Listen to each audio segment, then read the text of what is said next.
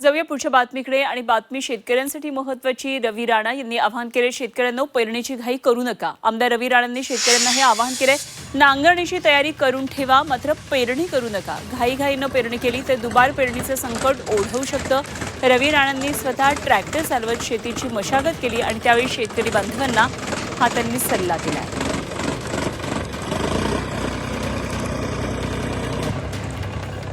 राज्याचे मुख्यमंत्री देवेंद्र फडणवीस साहेबांनी सांगितलं की कोणी शेतकऱ्यांनी पेरणी करायची घाई करू नये।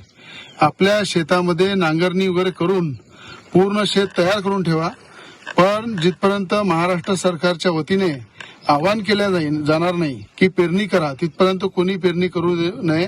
कारण निसर्गाची साथ ही जरुरी आहे। दुबार पेरणीची वेळ आली नाही पाहिजे। दुबार पेरणीची जर वेळ आली तर शेतकरी संकटामध्ये सापडेल।